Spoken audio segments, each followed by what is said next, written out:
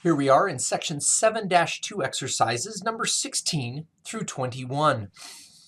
Simplifying each expression. That's our instruction.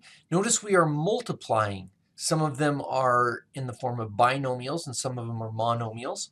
And we're using the rule that you can multiply anything under the square root together, and anything that's out in front gets multiplied together. Because they have the same exponent, you can do that. The official rule is if you have a to the 1/2 and b to the 1/2, remember these are just exponents, that's the same thing as taking ab all to the 1/2 power. With multiplication, you don't have to worry about distributing or anything like that. And so this is the rule that allows us to take anything under a square root and under a square root and times them together.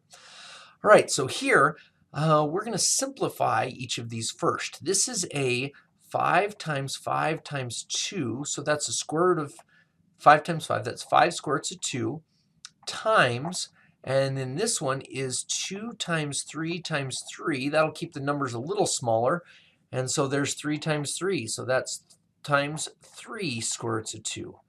So this becomes 15 times the square root of 2 times 2. That's the square root of 4, which is square root of 2 times square root of 2 is the number 2.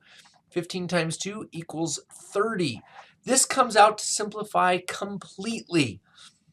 Wow, I like that one.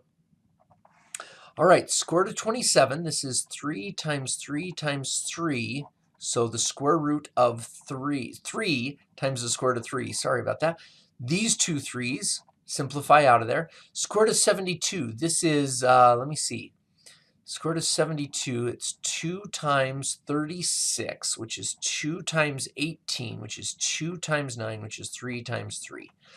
So we have those two come out, and those two come out. So that comes out as a 2, and that comes out as a 3, so it's a 6 square roots of 2.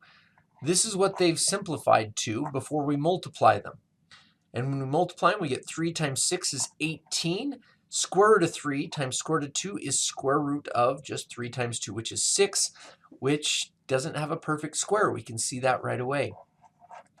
All right, number 18. Square root of 20, this is square root of 2 times 2 times 5. So that's 2 square roots of 5. And then square root of 45, this is 5 times 9, which is 3 times 3. Square root of 3 times 3 is 3. So we get 2 square roots of 5 times 3 square roots of 5. Oh, okay. So 2 times 3 is 6. Square roots of 5 times 5 is 25. Hey, that's 6 times 5. That's 30 again. Oh, that's crazy.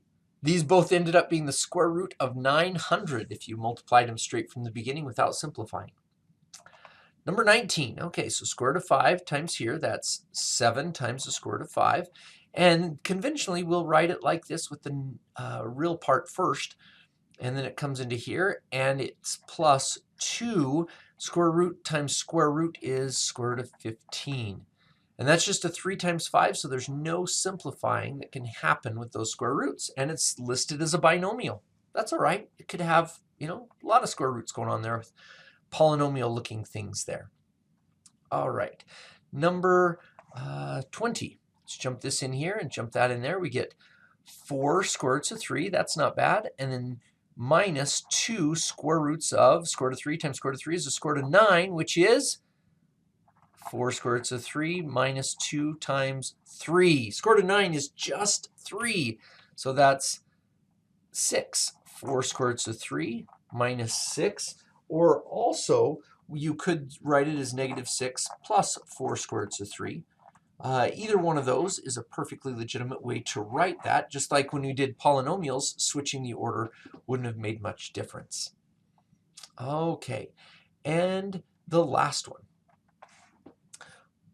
Jump that in. We get 2 times 5 is 10.